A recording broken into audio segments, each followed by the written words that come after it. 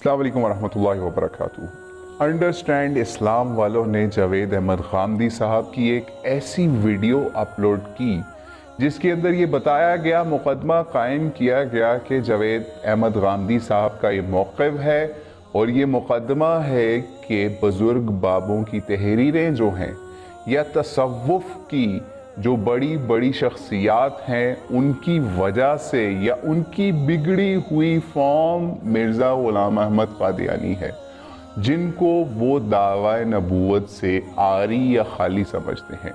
तो इस मकसद के लिए आपको हम इस वीडियो को एक्सपोज करके भी दिखाएंगे, लेकिन उससे पहले जिन अंडरस्टैंड इस्लाम की टीम वालों ने, जिनके अबाउट के अंदर आप अली मिर्ज़ा की टीम के लोगों के नंबर भी मुलाहिज़ा कर सकते हैं, उन्हीं के लिए दावत फ़िक्र की ये वीडियो भी फ़िलहाल पेश की जा रही है, जो कि ट्रेलर है कि अली मिर्ज़ा जावेद अहमद गामदी के इस मौक़िफ़ से किस तरीके से बर्रात का ऐलान कर रहा है, किस तरीके से उससे भागने का ऐलान कर रहा है।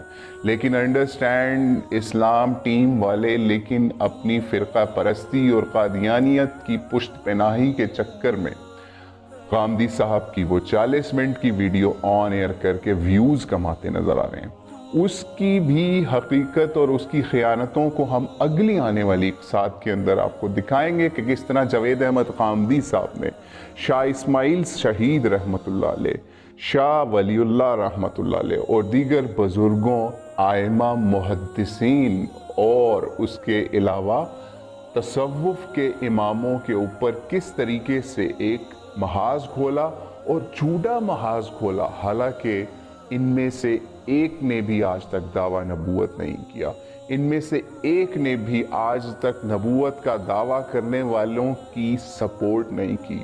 तो फिर आप कैसे उनकी इबारात को आउट ऑफ कॉन्टेक्स्ट लेके अपना मीनिंग लोगों को दिखा रहे हैं, ताकि मिर्ज़ा ग़ुलाम अहमद क़ादियानी के मुद्दे को तसव्वुफ़ की कब्र में डालकर दोनों को एक ही कोड़े से कोड़े मारने की आपने कोशिश की, और मिर्ज़ा की खराफात आपके लिए कुछ भी मायने नहीं रखती, ना ही आपने उसके ऊपर कोई बात की।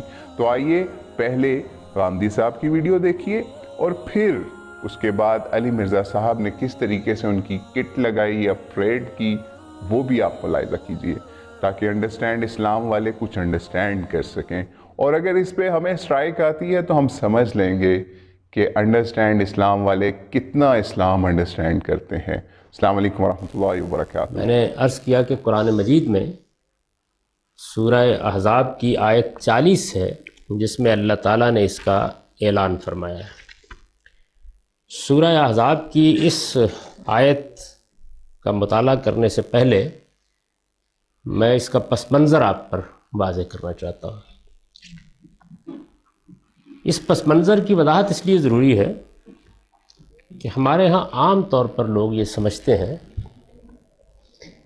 कि ये मसला दौर जदीद मिर्ज़ा ग़ुलाम अहमद साहब क़ादियानी ने पैदा किया, वरना उम्मत मुस्लिमा में ये कोई मसला नहीं था, और उन्होंने अपनी नबूवत का जैसा कुछ भी उसकी ताबीरात की जाती हैं ऐलान कर दिया, और उससे एक नई तफरीक उम्मत में पैदा हुई। मैं चूँकि इसके बिल्कुल बरखिलाफ़ ये समझता हूँ कि ये मसला बहुत पुराना है और इस मसले की असासात असलन तसव्वुफ़ में है। अभी आपने ये देखा कि अजीज़ बन के खामोश करा देंगे जो है गामदी साहब फरमाते हैं जी कि मेरे उस्ताद गामदी साहब, मेरे उस्ताद जनाब अहमद साहब रेलवी साहब भी ने, मेरे उस्ताद डॉक्टर तैयब कादरी साहब ने, उन्होंने भी नाम लो। हज़रत ईसा अलैहिस्सलाम बहुत हो चुके हैं, गुलाम सईदी साहब भी हैं। हज़रत ईसा अलैहिस्सलाम मैंने गामदी साहब से तो कुछ 2-4 बातें सीखी हैं, जो सीखने वाली थी वो सीख भी नहीं सका। अच्छा, वो फरमाते हैं मैंने गामदी साहब कहा था कि जी आप मेरे से मेरी दाढ़ी ले लें, अपना इल्म मुझे दे दें, किसी तरीके से ट्रांसफर हो सकता है, वो तो मैं ले नहीं सका। बाकी इल्म मैंने उनसे कितना लिया। 2 बड़े खतरनाक अकायदे उनके, एक तो हज़रत ईसा को फौजशुदा मानते हैं, और दूसरा उससे भी बड़ी खतरनाक तरीन जो बात है वो ये है कि उन्होंने इशारों कनाइयों में गलबन ये बात कर दी है कि जिस तरह तसव्वुफ़ बिगड़ के बना ना, तो मिर्ज़ा क़ादियानी ने भी दरअसल दावे नबूवत नहीं किया, बल्कि वो ज़रा खुल के थोड़ा सा तसव्वुफ़ बयान कर गया। हाँ, ये इसके बाद आप गामदी साहब का कैसे दिफा करेंगे? कि मैंने गामदी साहब का दिफा नहीं करना, ना मैंने गुलाम कादियानी का दिफा करना है, ना किसी और सूफी का दिफा करना है, ना किसी मुहद्दिस का। वो अपना दिफा खुद नहीं, करें। आप ये बात मानते हैं कि कादियानी ने दावा नबूवत किया? مجھے جو تواتر سے بات پہنچی ہے، غامدی صاحب نے ایسے کتابیں رکھی تھی. اچھا نہیں، وہ کتابوں کے اندر وہ اتنی ایمبیگوس کتابیں ہیں ان کی، غلام احمد قادیانی کی، کہ وہ ایک عام آدمی کے لیے تو جج کرنا مشکل ہے.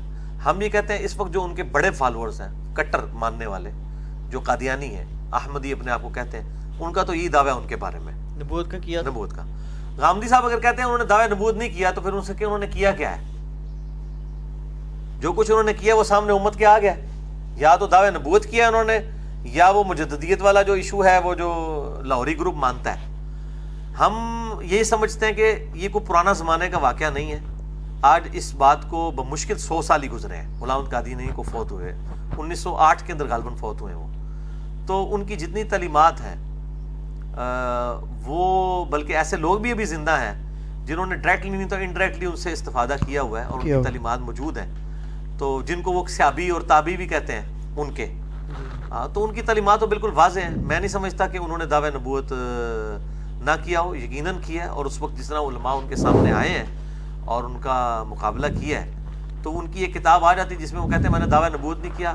اس کے جواب میں وہ یہی کتابیں لکھتے رہے کہ آپ کے صوفیاء بھی یہ دعوے کرتے رہے. کشتی نوح میں انہوں نے اس قسم کی چیزیں لکھی. اچھا یہ بتائیں